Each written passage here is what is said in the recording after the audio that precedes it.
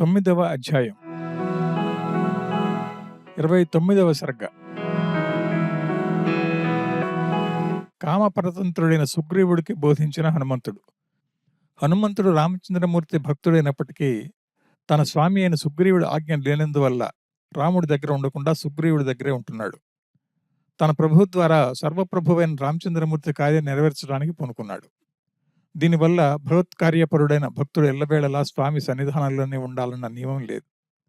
లక్ష్మణుడిలాగా దగ్గరే ఉండి కైంకర్యం చేయవచ్చు, హనుమంతుడిలాగా దూరంగా ఉండి కూడా సేవ చేయవచ్చు. స్వామి కార్యం నెరవేరే ఉపాయం ఆలోచిస్తూ స్వయంగానో పరుల ద్వారానో అది నెరవేర్చాలి. అది కూడా సాధ్యపడకపోతే భరతుడిలాగా చేయాలి. పరులను సేవించాల్సి వస్తే భగవత్ సేవాశక్తి గల వారి దగ్గర ఉండాలి కానీ వాలి లాంటి భగవత్ విముఖుల దగ్గర ఉండకూడదు. రామచంద్రమూర్తి కార్యం నెరవేర్చాల్సిన కాలం సమీపించిందని హనుమంతుడు భావించాడు. ఆ విషయాన్ని సుగ్రీవుడు ఆలోచించకపోవడం కూడా గమనించాడు. హనుమంతుడు భోగభాగ్యాలతో అనుభవిస్తూ ధనరత్నాది సమృద్ధితో కూడి స్వామి కార్యం మరిచిన సుగ్రీవుడిని గుర్తించాడు. కామం ఒక్కటే ముఖ్య కార్యంగా ఉంచుకుని స్వామి కార్యం చేరుస్తున్నాడు సుగ్రీవుడు అని భావించాడు హనుమంతుడు. సజ్జనులు నడిచే శుభ మార్గానికి సుగ్రీవుడు దూరం అయ్యాడని కూడా తలచాడు. ధర్మ విచారం అర్థ విచారం చేయడం లేదు సుగ్రీవుడని నమ్మాడు.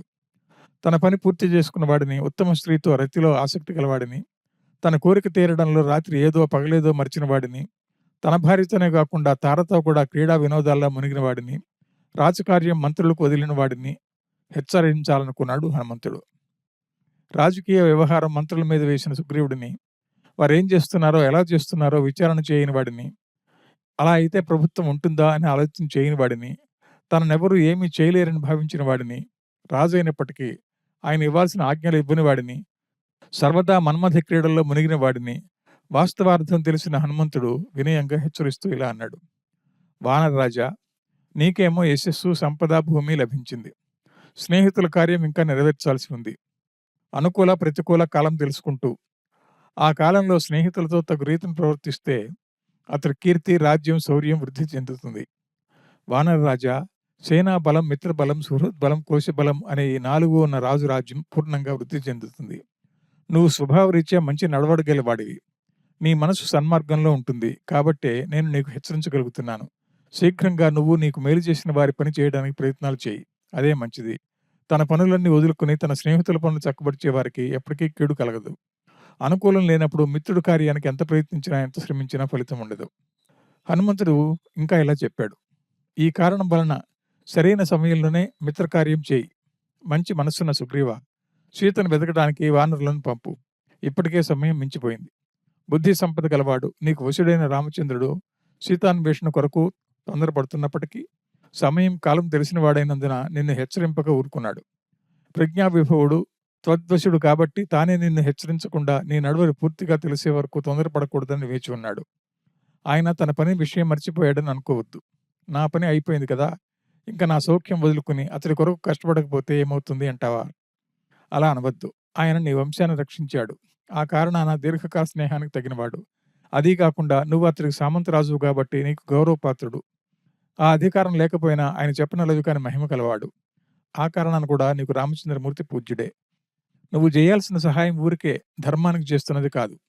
లోకమంతా తెలిసేట్లు నీకు ఆయన ముందుగా సహాయం చేశాడు. కాబట్టి నువ్వు అతడికి మారుమేలు చేయాలి కదా. అది నీ కర్తవ్యం కదా. చేయకపోతే తప్పు కాదా? కాబట్టి సీతను వెతికించడానికి వానరులందరినీ ఇక్కడికి పిలిపించాలని కోరుతున్నాను. కాలం అతిక్రమించింది కదా, ఇంక చేసినా వ్యర్థమే కదా అంటావేమో. కాలం కొంత అతిక్రమించినా ఎదుటివారు హెచ్చరించక ముందే కార్యం మొదలు పెడితే కాలం అతిక్రమించి చేసిన దోషం పోతుంది.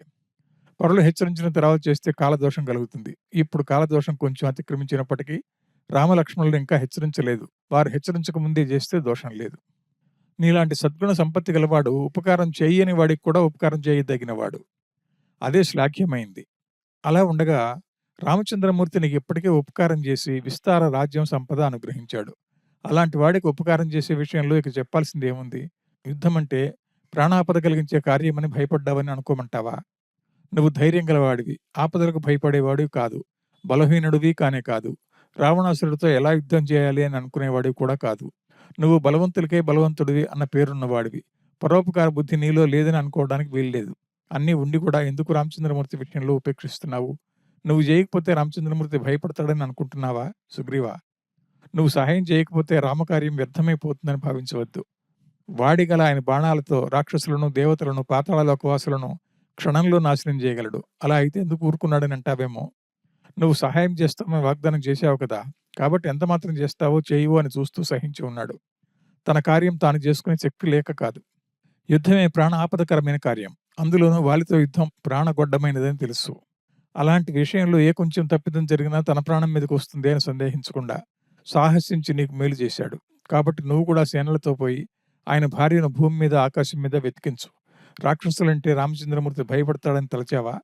దేవతలు, దైత్యులు, మరుత్తులు, గరుడులు, పన్నగులు లేదా అందరూ ఒకటిగా కలిసి తన మీదకు వచ్చిన రామచంద్రమూర్తిని భయపెట్టలేరు. ఇక ఒక్క రాక్షసులంటే ఆయనకు భయమా? లక్ష్యమా? కాబట్టి అలాంటి అభిప్రాయం ఉంటే వదిలి నీకు పరోపకారం చేసిన గొప్పవాడికి మారుమేలు చేయడానికి ప్రయత్నం చేయి. ఆ ఆలోచన మినహా వేరే ఆలోచన చేయకు. భూమి మీద, ఆకాశంలో, నీళ్లలో, నిప్పుల్లో, పాతాళంలో వేగంగా, అడ్డంగా, నిలువుగా పోగల సమర్థులైన వానరులున్నారు. నీవు ఆజ్ఞ ఇవ్వు. నీ ఆజ్ఞ లేకుండా వారు ఏదైనా ఎలా చేయగలరు? కార్యదీక్ష భూని ఎలాంటి పనైనా తమ సామర్థ్యంతో చక్కపరచగల నేర్పున్న వానరులు కోటాను కోట్లు ఉన్నారు. వారేం చేయాలనో ఆజ్ఞాపించు. నువ్వు చేయాల్సింది మాట మాత్రమే అని హనుమంతుడు చెప్పగా, కాలానికి ఉచితమైన ఆయన మాటలు విని సుగ్రీవుడు వానర సేనానాయకుడైన నీలుడిని చూసి, వానర యూథ నాయకులందరూ 15 రోజుల్లో తమ సేనలతో తన దగ్గరికి రావాలని, రాని వారి ప్రాణాలు తీయబడతాయని అంటాడు. ఆ విధంగా ప్రకటించమని నీలుడిని ఆజ్ఞాపించాడు. అంగదుడితో కలిసి నీలుడు ఆ పని చేయాలని చెప్పి అంతఃపురంలోకి పోయాడు. 30వ సర్గ. వానలు ఆగిపోగా, ఆకాశం తెల్లగా కాగా, చంద్రమండలం పరిశుభ్రంగా కానరాగా, శరద్రాత్రి అనే స్త్రీ వెన్నెల అనే గంధం పూసుకుని సుగ్రీవుడు సుఖిస్తూ ఉంటే గడువు దాటిపోయింది. వానభయం లేనందున ఆకాశం నిర్మలంగా ఉండటం వల్ల గుహ విడిచి బయటకు వచ్చిన రామచంద్రుడు కొండ మీదకు పోయి అక్కడ కూర్చుండి సీతాదేవిని తలుచుకుని ఇలా పరితపించాడు. సీతాదేవి ఆశ్రమంలో ఉన్నప్పుడు సారసాల తీయటి కంఠం లాంటి రసముతో నన్ను ఎంతగానో సంతోషపరిచేది. అలాంటిది ఇప్పుడు నాకిప్పుడు ఎలా సుఖం ఇవ్వగలదో. పూచిన చెట్ల గుంపులను, నిర్మలమైన ఆసనాలను చూస్తూ పుష్పకోమలమైన సీత నేను దగ్గర లేనందున ఎంత బాధపడుతున్నదో. పూర్వం కలహంసలాగా మధురమైన సూక్ష్మ రవాణా సీతాదేవి పలుకుతే తెలుసుకున్నాను. ఇప్పుడు నేను ఎలా తెలియగలను? అనురాగంతో ఎడబాయకు కూడా కలిసి తిరిగే చక్రవాక దంపతుల ధ్వని విని సీతాదేవి నన్ను విడిచి ఒంటరిగా ఉండటం వల్ల దీనురాలిగా ఎలా పరితపించునో కదా. కమలాల లాంటి అరచేతులు గల, మీనాల లాంటి కన్నులు గల, తీగ లాంటి దేహం గల, అమృతం లాంటి చిలుక పలుకులు గల సీత లేకుండా ఈ సరస్సులు, ఈ నదీ తీరాలు, ఈ తోటలు, ఈ అడవులలో సంచారం చేయడానికి సంతోషం కలగటం లేదు. ఏకాగ్రమైన మనస్సుతో సీతాదేవి గురించి పరితపిస్తున్న రామచంద్రమూర్తిని చూసి లక్ష్మణుడు చాలా బాధపడ్డాడు. బాధపడి అన్నతో ఇలా అన్నాడు: ఎందుకు ఇలా చేస్తున్నావు? నీ పరాక్రమానికి అవమానం కలిగేట్లు కామానికి వశుడివై ఇలా మాట్లాడవచ్చా? ధైర్యంగా పని చక్కబరుచుకోవాల్సిన సమయంలో దుఃఖపడుతున్నావే. మనం ఇప్పుడు ఏమి చేయాలనో ఆలోచించి మనస్సు నిర్మలం చేసుకుని, కాలమున్న స్థితిని అంచనా వేసుకుని, సుగ్రీవుడి సహాయం జ్ఞాపకం చేసుకుని, దేవతా ప్రార్థన, సేవ మనసులోకి తెచ్చుకుని ప్రకాశించు. పరాక్రమంలో అతిశయించు. శ్రీనివాస, నీవు నాథుడిగా కలిగిన భూమిపుత్రి సీత ఇతరులకు సులభం అవుతుందా? ఆమెను ఎవడు ఆశించినా అగ్నిజ్వాలల్లో పడినవాడు నశించిన విధంగా వాడు కూడా నశిస్తాడు, కానీ బతకగలడా? ఈ విధంగా భవిష్యత్ కాలంలో మేలు చేసేవి, తత్కాలానికి ఇంపైనవి, నీతి, ధర్మం, మంచితనంతో కూడినవైన మాటలను లక్ష్మణుడు చెప్పగా రామచంద్రమూర్తి ప్రీతితో విన్నాడు. నాయనా, నువ్వు చెప్పిన మంచి మాటలు మేలైనవే. కష్టసాధ్యమైన పని ఎలా చేయవచ్చో అని ఆలోచించాల్సిన విషయమే. దానికి తగిన ప్రయత్నం చేయాల్సిందే అని అన్నాడు. అలా చెప్పిన రామచంద్రమూర్తి ఆ తర్వాత సీతాదేవిని తలుచుకుని లక్ష్మణుడితో ఆర్తితో ఇలా అన్నాడు: ఇంద్రుడు వర్షధారలతో భూమిని తడిపి పైరులను రక్షించి కృతకృత్యుడయ్యాడు. చెట్ల మీదుగా, కొండల మీదుగా పోయే మేఘాలు ధ్వనించి కురిసి అలసట చెంది బడలకు తీర్చుకుంటున్నాయి. వానాకాలపు మబ్బులు దిక్కులను నల్లగా చేసి మదం ఉడిగిన ఏనుగుల్లాగా వేగం తగ్గినవయ్యాయి. లోపల నీళ్లుండి మహావేగం కలిగి కొండమల్లె పూల, మద్దెపూల వాసనలతో నిండి వానకు ముందు వచ్చే గాలులు విసిరి విసిరి వీచి చాలించుకున్నాయి. మేఘాల గుంపుల, మదించిన ఏనుగుల గుంపుల, నెమళ్ల గుంపుల, కొండవంకల ధ్వని ఒక్కసారిగా నిలిచిపోయింది. మేఘజలధారలతో చక్కగా నిర్మలంగా మురికిపోయిట్లు కడగబడిన కొండల్లోని శిఖరాల వరుసలు విచిత్ర కాంతులతో పోయబడినట్లున్నాయి. ఔరా ఆశ్చర్యం! సిగ్గుగల స్త్రీ తన భర్తతో కొత్తగా సంగమిస్తున్నప్పుడు మెల్లమెల్లగా కటి ప్రదేశాన్ని చూపించినట్లే శరత్కాల నది కూడా మెల్లమెల్లగా తనలోని ఇసుక దిబ్బలను కనపడేట్లు చేస్తున్నది. శరత్కాలం తన సారవంతమైన తెల్లటి కాంతిని కర్పూరపు అరటి కొమ్మల్లోనూ, నక్షత్రాల్లోనూ సూర్యచంద్రుల కిరణాల్లోనూ గొప్ప ఏనుగుల్లోనూ ఉంచింది. శరత్కాల గుణాలను పొంది మిక్కిలి మనోహర కాంతులు కలిగిన కొత్త ఇంపైన కాంతిగల బాలసూర్యుడి కిరణాలతో మేల్కొనబడిన తామరకొలను మరింత అందంగా కనిపించింది.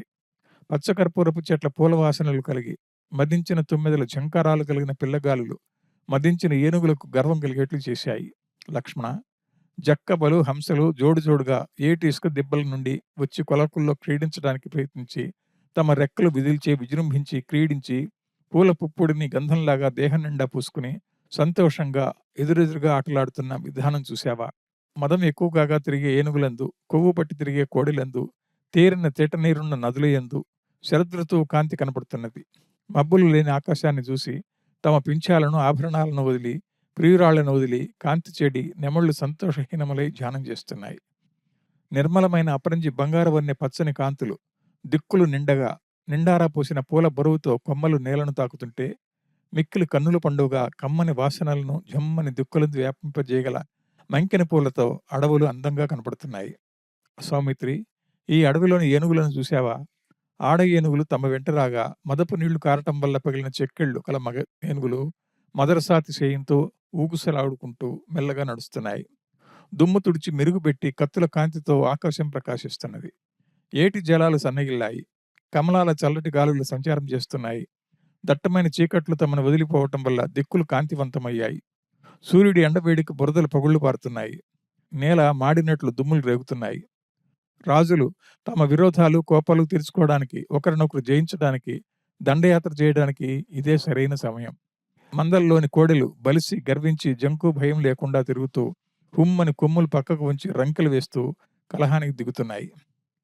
మన్మథుడి పీడకు గురై ఆ కారణాన్ని అనురాగం కలిగి తమలాంటి ఏనుగులతో కూడి కూరిమితో నడుస్తూ మనోహరంగా ఆడ ఏనుగుల గుంపు మదించిన తమ భర్తను విడవకుండా వెంటనే ఉండి అడవుల్లో పోతున్నాయి. చూశావా లక్ష్మణ? తమకు అలంకారాలుగా ఉన్న పురులను వదిలి నదీ తీరాలకు పోగా అక్కడున్న హంసలు బెదిరిస్తే వెనక్కు మళ్ళీపోతున్నట్లు దీనంగా ఉన్న నెమళ్లను చూడు.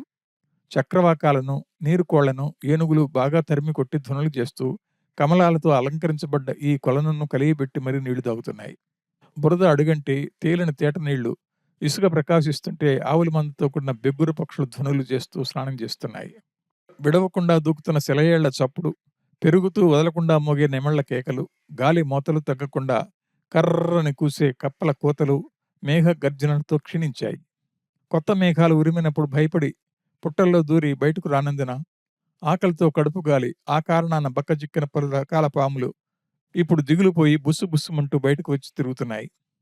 సంధ్య అనే స్త్రీ చంద్రుడనే నాయకుడు కరస్పర్శతో ఒప్పుతూ సంతోషంగా వికసించిన నక్షత్రాలనే కంటిపాపలు కలదై ఎర్రటి కాంతి అనే అనురాగం అతిశయిస్తుంటే తనకు తానే ఆకాశం అనే చీరను వదులుకున్నది. ఉదయించే చంద్రుడనే ముఖం కలిగి కనిపిస్తున్న నక్షత్రాలనే కళ్ళు కలదై శరత్కాలపు వెన్నెలనే చీర కలదై రాత్రి తెల్ల చీర కట్టుకున్న స్త్రీలాగా ఉంది. పండిన పైరుల కంకుల గుత్తులను ముక్కుల్లో కరుచుకుని ఆకాశంలో గాలికి ఎగిరి మిక్కిలి వేగంగా బెగ్గురులు పరిగెత్తుతున్నాయి. ఇది చూస్తుంటే ఆకాశం నానా వర్ణాల పూల దండలను ధరించిన స్త్రీలాగా ఉన్నది. తూగుతున్న హంసలు నిర్మలమైన తెల్ల కలువల గుంపులతో కూడిన లోతైన మడుగుల్లోని నీళ్లు, మేఘాలు కనపడకపోతే నిండు పౌర్ణమి నాడు చంద్రుడితో చుక్కలతో ముద్దులు మూటగట్టుతున్న ఆకాశాన్ని స్మరణకు తెస్తున్నది. అందం పెరుగుతున్నట్లు రాజహంసలు ఒడ్డాణంలాగా చుట్టుకుంటే వికసించిన నల్ల కలువలు, కమలాలు నీలరత్నాల హారాల్లాగా ప్రకాశిస్తుంటే బావులు అలంకరించిన స్త్రీ రత్నాల్లాగా ఉన్నాయి. చూడు లక్ష్మణ, గొల్ల పిల్లలు వాయించే పిల్లన గ్రోవి ధ్వనులు, ఉదయాన రెపరెప్పమని వీచే మంద మారుతాల ధ్వని, గొల్లలు పెరుగు చిలకగా వచ్చే గుమ్ఘుమ్ అనే నాదం, బలిసిన కోడెలు కామోద్రేకంతో చేసే హుంభారవం, దూడలను విడిచే సమయం అయినందున అవి ఆకలికి అంబా అని అరిచే అరుపులు, చేలకు చెట్లకు పోయే కాపువారి ధ్వనులన్నీ ఒకదానితో ఒకటి కలిసిపోయాయి. మనోహరమైన ప్రవాహంలోని పూల గుంపులతో ప్రకాశిస్తూ పలచటి మృదువైన గాలికి మెల్లగా కదులుతూ సన్నటి తెల్ల పట్టు వస్త్రంగా అంతిగల రెల్లు పూలు అందమైన నదీ తీరాలలో ఉన్నాయి. చూసావా తమ్ముడా? పెద్ద అడవుల్లో అడ్డం లేకుండా తేనె తనివి తీరా కడుపు నిండా తాగుతూ సంతోషంగా ఆడతొమ్మిదులు తమ వెంట వస్తుంటే గండు తొమ్మిదులు కమలాల మీద ఉన్న పుప్పొడి సోకటం వల్ల పచ్చటి కాంతి కలవై మదించి పరిమళంతో కూడిపోతున్న గాలి వెంట ఆ వాసన కొరకై అవి కూడా పోతున్నాయి. చూడు, ఏరులలో నీళ్లు బురద లేకుండా నిర్మలంగా ఉన్నాయి. కలువలు వికసించాయి. క్రౌంచ పక్షులకు తీయటి నాదం తీరింది. కార్తీకపు వరి పైర్లు పండాయి. గాలి మెల్లగా వీచింది. వానాకాలం పోవటం వల్ల చంద్రుడు దట్టంగా వెన్నెలు కాస్తున్నాడు. చేపలు అనే వడ్డాణాలు ధరించి, నదులు అనే స్త్రీలు ప్రియులతో కలిసి రతికెళ్ళి తేలి, అలసి సొలసి మెల్లగా తమ ఇండ్లకు పోయే వేశ్యల్లాగా మెల్లగా పోతున్నాయి. జక్కవలతో, అతశయించిన నాచుతో, రెల్లుపూలనే తెల్లటి చీరలతో నదుల ముఖాలు స్త్రీల ముఖాల్లాగా పత్రాలతో కూడి ఉన్నాయి. పూచిన నల్లటి గోరటలో వేగిసలు కలిగి తేనె తాగటం వల్ల మదించిన తుమ్మెదల సంచారాలు కలిగి వనంలో మన్మథుల సంచారం చేస్తున్నాడు. ప్రపంచంలోని జీవులందరికీ జీవనమనే జీవనం దానమిచ్చి, ఏరులు, చెరువులు, కొలకులు వాటి వాటి యోగ్యతానుసారంగా నిండించి భూమి మీద పైరు పంటలు వృద్ధి చేసి మేఘాలు నష్టపోయాయి. నిర్మల జలకాంతితో, మనోహర క్రౌంచి ధ్వనితో, విలాసంగా తిరిగే జక్కబల గుంపులతో కొలకులు మహదానందంగా ఉన్నాయి. కొండ చెరువుల్లో తెగడ చెట్ల పూలు, మంకెన పూలు, కాంచిన పూలు, ఆసనాలు, ఏడాకులు, అరటులు విస్తారంగా వాసనలు వెదజల్లుతున్నాయి. చూశావా? ఇసుక దిన్నెల్లో క్రౌంచాల వికాసాలు, బిగ్గరుల విహారాలు, హంస దంపతుల కలకల ధ్వనులు ఎంతో మనోహరంగా ఉన్నాయి. శత్రువులైన రాజులు ఒకరినొకరు జయించాలన్న కోరికతో దండయాత్ర పోవడానికి కావలసిన సైన్యాన్ని, సామగ్రిని సిద్ధం చేసుకునే సమయం ఇదే. ఇక ఆలస్యం చేయకూడదు. లక్ష్మణ, సుగ్రీవుడేమో ఇక్కడికి రాలేదు. రాకపోతే పోనీ ఏదైనా ప్రయత్నం చేశాడంటే అది లేదు. కొత్త కోతులేవి వచ్చినట్టు లేదు. సంతోష పారవశ్యంతో నన్ను కూడి ఆడే సీతాదేవి లేని కారణాన శోకంతో తప్పించే నాకు ఈ వర్షాకాలం 4 నెలలు కూడా 100 సంవత్సరాల్లాగా గడిచాయి. ఆడచక్రవాకం మగడని విడిచి ఉండలేనట్టు కష్టకారణమైన ఈ ఘోరారణ్యాలకు, ఉద్యానవనానికే పోయే సంతోషంతో బతికి మేలు చేయాలన్న కోరిక కలదై వయసులో చిన్నదైన సీత వచ్చింది. నాయనా లక్ష్మణ, అయ్యో, రాముడు పెళ్ళాం లేనివాడే, ఆ దుఃఖంలో తప్పిస్తున్నాడే, రాజ్యాన్నంతా పోగొట్టుకున్నాడే, దేశం విడిచి కానని దేశం వచ్చాడే అని నా మీద సుగ్రీవుడికి దయ రాలేదు. చూసావా? ఈ ప్రకారం ఆలోచించకుండా సుగ్రీవుడు, రాముడా, రాజ్యాన్నంతా పోగొట్టుకున్నాడు, రాక్షసుడిచే అవమానింపబడ్డాడు, నీవా అనే దిక్కు లేదు, పక్షికైనా ఒక గూడు ఉంటుంది, వాడికి అది లేదు, ఉత్త అసమర్థుడు, పెళ్ళాం అని ఏడుస్తున్నాడు, నా పెళ్ళాన్ని నువ్వేనే తెచ్చిమ్మని నా కాళ్ళ మీద పడ్డాడు అని నా మీద అలక్ష్యంగా ఉన్నాడు సుగ్రీవుడు. తన పని అయిపోయింది కదా అని, మనతో ఏం పని అని సీతను వెతికే పని ఆలోచించడం లేదు. తగిన కాలంలో తన బాధ్యతను మరిచాడు. లక్ష్మణ, ఇక మనం చేయాల్సిన పని చెప్తా విను. నువ్వు కిష్కింధకు వెళ్ళు. మూర్ఖుడై భోగాల మరిగిన కుటిల మనస్సు గల ఆ సుగ్రీవుడిని చూడు. చూసి నేను చెప్పానని వాడితో ఇలా అను: కార్యం ఉంది, ఆశ్రయించిన యోగ్యులకు, ఇంతకు పూర్వమే తనకు ఉపకారం చేసిన వారికి ప్రత్యుపకారం చేస్తానని ప్రమాణం చేసి కూడా అది నెరవేర్చకపోవడం చేసిన వాడిని పురుషాధముడు అంటారని ప్రాజ్ఞులు చెప్తారు. ముందు మాట చెప్పి ఆ మాట నెరవేర్చడానికి పాపమైన పుణ్యమైన ఆడిన మాట తప్పక సత్యం మీద ఉండే కార్యనిర్వాహకుడే పురుషోత్తముడని పేరు పొందుతాడు. తన కార్యం నెరవేర్చి మేలు చేసిన స్నేహితుడిని మరిచిన కృతజ్ఞుడు చస్తే వాడు పీనుగున కుక్కలు, గద్దలు, నక్కలు తినకపోగా అటువైపు కూడా చూడవు అని ఈ విధంగా చెప్పు. అతడి ప్రస్తుత మనస్థితి చూడటానికి గొప్పదైనప్పటికీ నా బంగారు కట్ల బాగా లాగబడిన ఉరుములాగా ధ్వనించే మెరుగుల లాంటి కాంతి గల విల్లును వాడు చూడాలని అనుకుంటున్నాడు. నేను కనుబొమ్మలు ముడివేసుకుని కోపంతో మండుతున్న చిత్తంతో భయంకరంగా లాగితే పీడుగులు కక్కే నా అల్లెతాటి భయంకర ధ్వనిని మరోసారి వాడు చూడాలనుకుంటున్నాడు. వృక్షాన్ని నరకటం, వాలిని చంపడం ద్వారా నా గాఢ పరాక్రమం, నా బాణశక్తి నీ తోడ్పాటు తెలిసి కూడా లక్ష్యం చేయటం లేదు. తన పనులు చక్కబడి సుఖం మరిగినందువల్ల తాను చేసిన ప్రమాణాన్ని మరిచాడు. ఎందుకు తనతో స్నేహం చేశాను, ఎందుకు వాలిని చంపాను, వర్షాకాలం దాటగానే తానేం చేస్తాడని ప్రమాణం చేశాడు, ఇవన్నీ తన పని అయిపోగానే మరిచాడు కదా. సుగ్రీవుడు వానలు ఆగిపోగానే ఇక్కడికి తాను వస్తానని నాతో చెప్పాడు. వాన నెలలు గడిచాయి, కానీ ఇచ్ఛావిహారంలో ఆసక్తి కలవాడైనందున దానిని తెలుసుకోలేకపోతున్నాడు. తనకు ఇష్టమైన వారితో సలస్సు సల్లాపాలాడుతూ ఇష్టం వచ్చిన విధంగా తాగి మన కష్టంగానే దుఃఖంతో బాధపడుతున్న నా మీద దయగాని తలచడం లేదు. కాబట్టి లక్ష్మణ, నువ్వు కిష్కింధకు వెళ్ళు. పోయి నా కోపానికి తగిన విధంగా నువ్వు ఇలా చెప్పు: వానరరాజా, వాలిపోయిన మార్గంలో గంపలు మలవలేదు. నీకిష్టముంటే నువ్వు కూడా పోవచ్చు. అయినా వాలిపోయిన దారిలో నువ్వు పోవద్దు వానరుడా. నువ్వేం ప్రమాణం చేశావో ఇప్పటికైనా జ్ఞాపకం తెచ్చుకో. వాలి చేసిన దోషానికి వాడు మాత్రమే దండించబడవలసిన వాడైనందున వాడిని మాత్రమే దండించాను. ద్రోహ బుద్ధివై సత్యవాక్యం గమనించిన నిన్ను, మూఢుడవైన నిన్ను బంధువులతో సహా చంపుతాను. వానరరాజా, నువ్వు చెప్పిన ప్రమాణ వాక్యాలను జవదాటవద్దు. శాశ్వతమైన ధర్మ మార్గాన్ని వ్యర్థపరచవద్దు. నా వాడి బాణాలతో చనిపోయిన నీ అన్నను చూడటానికి పోవద్దు అని నా మాటలుగా నేను చెప్పాను. సమయోచితంగా ఇంకేదైనా చెప్పాలనుకుంటే కలిపి చెప్పు.